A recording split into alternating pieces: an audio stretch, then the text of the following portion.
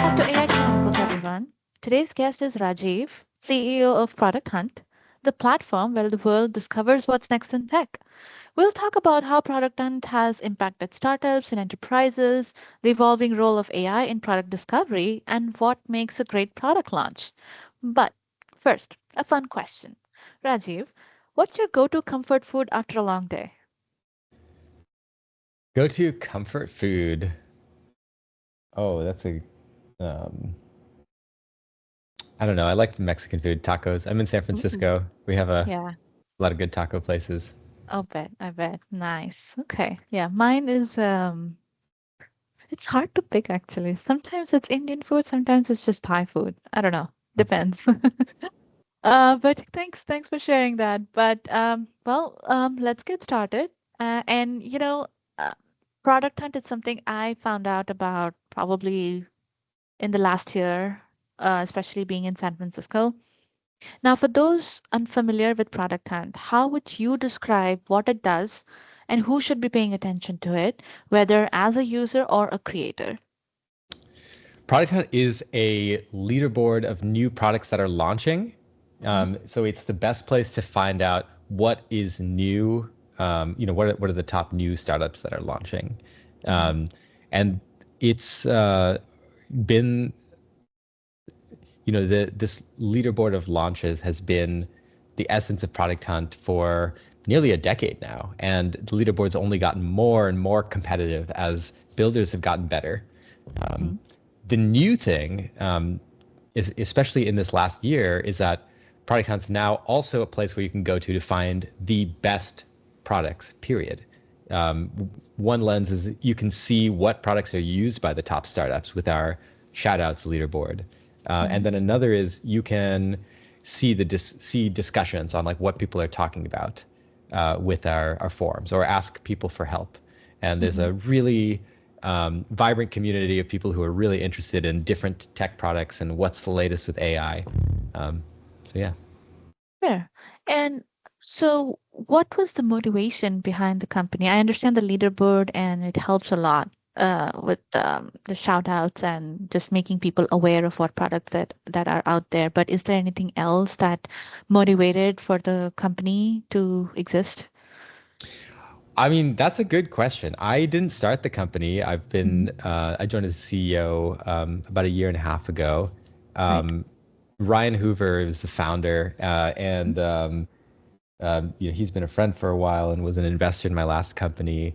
And I don't want to put words in his mouth, but I think it's that like he saw from the very early days that the number of high quality products that people build is going to accelerate.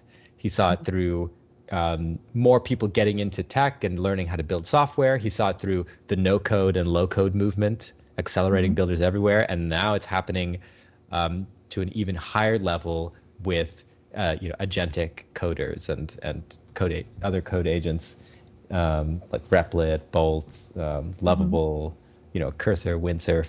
So as that increases, it becomes even more important to cut through the noise and it, Mhm.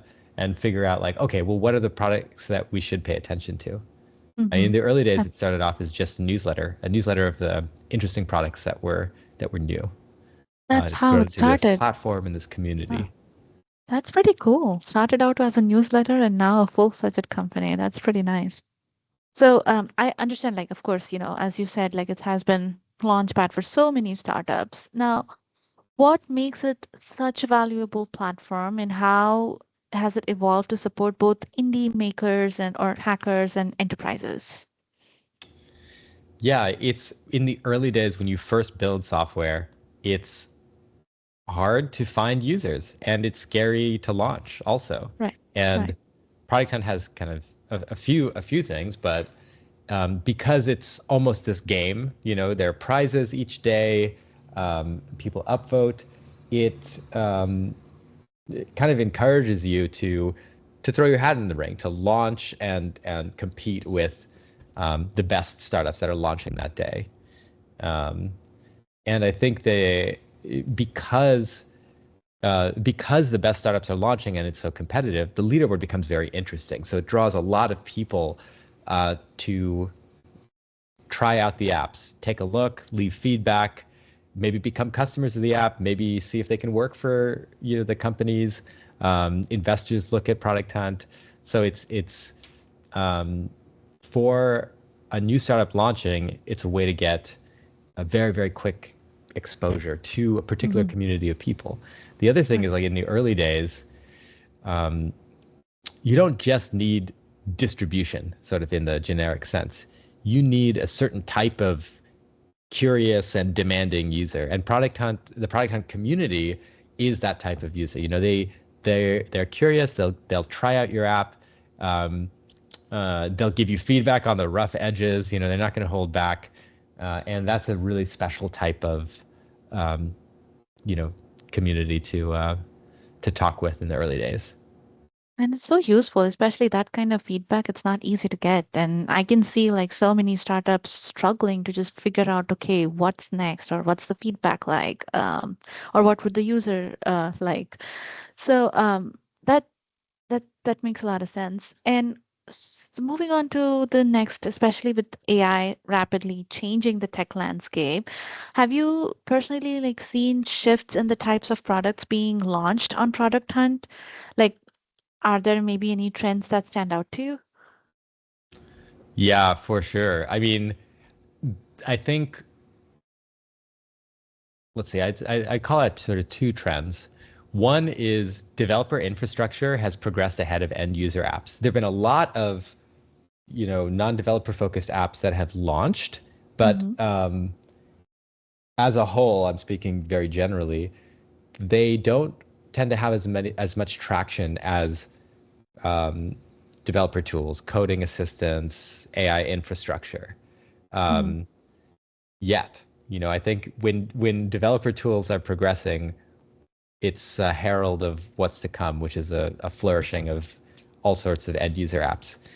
But this year, certainly, like, you see tools like Cursor and Windsurf quickly on their heels, and then every layer of the AI infrastructure stack has seen a lot of really, really incredible teams working on products. So that's one trend I've seen, and I think it's going to shift this year. I think we're going to see a lot of breakthrough end user applications. I mean, even on I'm getting a little sidetracked, but even on the leaderboard today, we see, let's see, what's on the leaderboard today. If I look, the first application is Whisperflow. The first product at the top of the leaderboard is Whisperflow, which is a next generation dictation software. It's so fast and works so well at like cleaning up what you say that I've been using it for a couple weeks, and I probably write only 30% of the time. I only type 30% of the time now. Wow. I've been dictating. And so that's a great end user application. The second one is NoCap, which is an angel investor that's all powered by AI. Holy moly. And they made their first investment. So that's a crazy end. And then the third one is Cuckoo, which is a real-time AI translator for Teams. So there are, so I actually think, and all three of these have like real weight behind them. So I think this year is going to be the year of end user applications. Interesting. Yeah. What was the name of the angel investor product you said? NoCap. NoCap. Okay, I will definitely check it out. Angel investor. Huh. That's cool. Do you see like any specific, I don't know,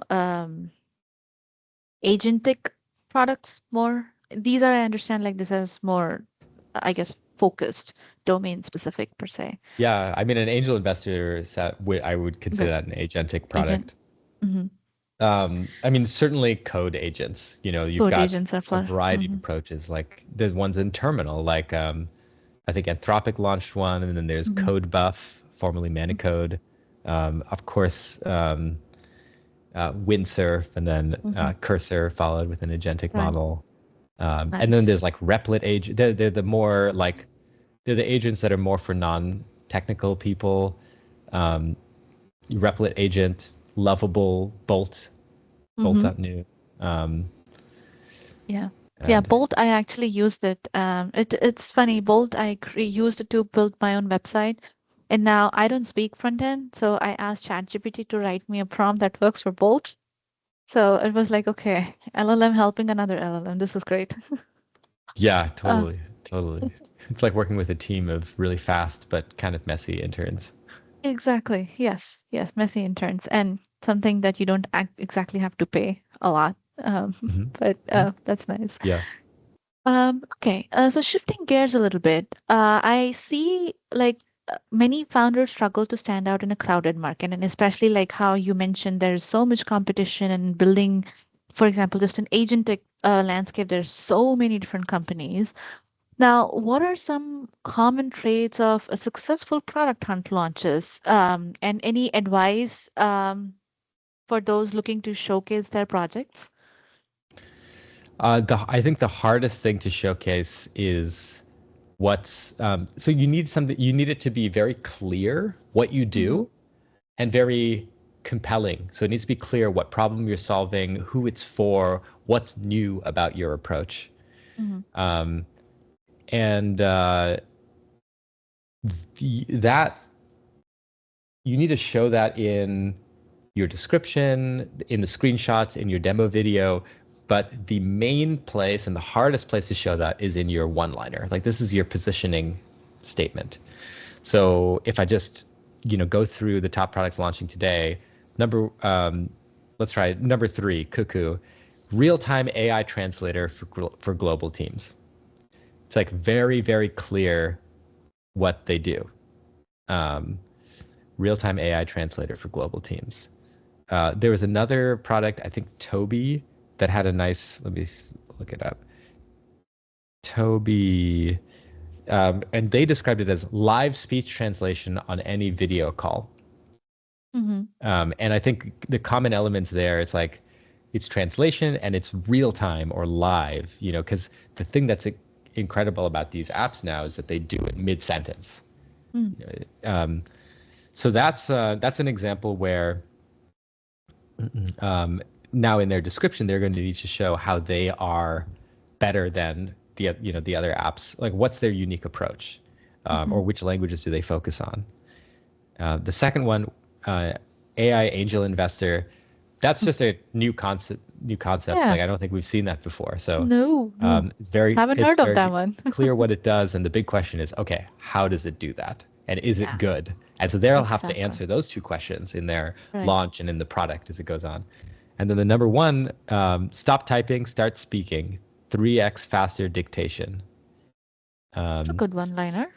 yeah, there are a lot of, and that's one where it is a little challenging, right? Because there are a lot of dictation apps, Mm. but Whisper Flows at the top, partly because it has a community around it, because it's like they've really pushed the UX and speed and ease and fluidity of Mm-hmm. dictation to a point where it doesn't feel like a dictation app. It feels like just another fundamental input into your computer.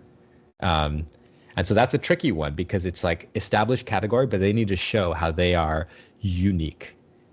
So there's no easy answer, but I think Right. you gotta you gotta iterate on especially that one liner, that positioning statement, until it's incredibly clear Mm-hmm. and also new and compelling.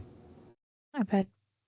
Sometimes, like, I know in 1 minute people have to give demo or like a pitch line. Sometimes from, not somebody who's investing, not having a startup of my own, I don't have to worry about that headache, to be honest. So, but do you feel like, and this is just like the fun question, how can you possibly give 1 minute pitch about the entire company? Do you feel that sometimes it's impossible or it's just like a challenge to the startup founders, basically? You have to be able to give a 1 minute pitch, just like you have to be able to describe your company in a single Mm-hmm. line. Mm-hmm. And I think it's an important exercise because that's um, that's what users are going to remember, and that's what people are going to tell their friends, Fair, fair. right? Like I think a common mistake in the early days, and I've made this mistake many times, is you build a few features around a vision, and then when you Mm-hmm. start to describe the product, you realize you can't describe it without describing all the things it can do. Right. And you are afraid, in the past, I've been afraid to distill it down because you're omitting things that are very important to the product and you feel Mm-hmm. they're really important. But if you don't distill it down, then you lose clarity. And if you lose clarity, everything's lost. To Then put it the a ship different way, just like, sells. yeah, an app to go, um, for an app to reach product market fit, it has to have some measure of word of mouth. Like maybe that's not the primary way it grows, but it's got that, that's always going to be a piece of it. Mm. And you can't get word of mouth if a user doesn't understand what you do There. That's in where a the way that's community clear enough to breaks. tell a friend, right? So Right. that's why clarity is so important.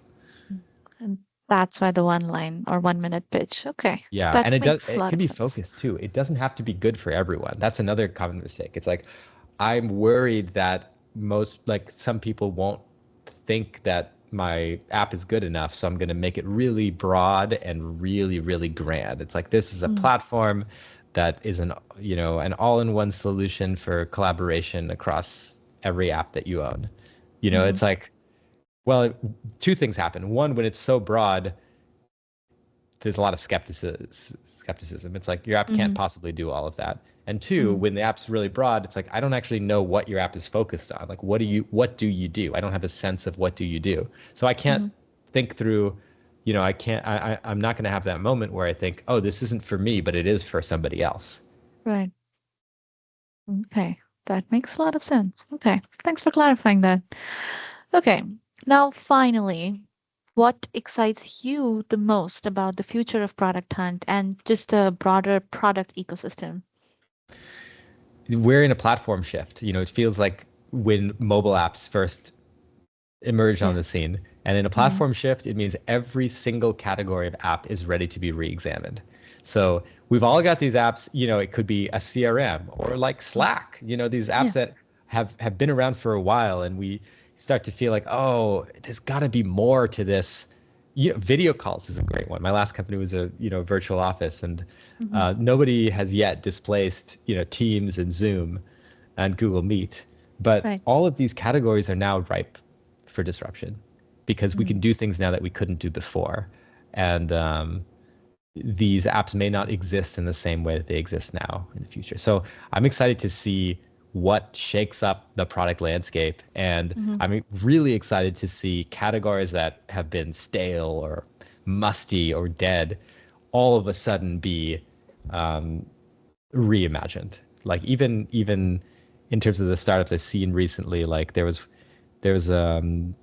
I've seen a couple ed tech startups. Like I think yesterday GradeWiz launched, which is an AI grader for like large survey courses in universities, Mm. and there are a couple other ed tech startups that are getting a lot of traction in high schools and colleges. And Yeah. historically, ed tech has been kind of a difficult space. There's not a Yes. lot of money. It's hard to get traction. They're not really Mm. early adopters. Mm-hmm. But a couple of these companies are seeing really fast traction, and uh, I think it's because everybody's open to adopting new things that are 10x or 100x better. And also, we're in an interesting place from a consumer standpoint where most people are at least aware of ChatGPT. Yeah. So there's a Yeah. little bit of consumer priming of uh, so yeah, I think we're going to enter a phase of more builders than ever, more high quality apps than ever, and Mm-hmm. more willingness to adopt new technology than ever before. Right. And that's why I think it's even more important to be able to distill what's important, what's new, that's the most interesting or the best to pay attention to, and what Mm-hmm. apps are getting real attraction that are the best in their category that you should try out. Nice. Very well said. Awesome. Thank you so much, Rajiv. That's a wrap. Thanks again for sharing your insights on product hunt, product discovery, and the future of AI. It's been really great hearing your thoughts. And to everyone listening, if you enjoyed this episode, don't forget to subscribe and check out Product Hunt to see what's trending in the world of new products. Until next time.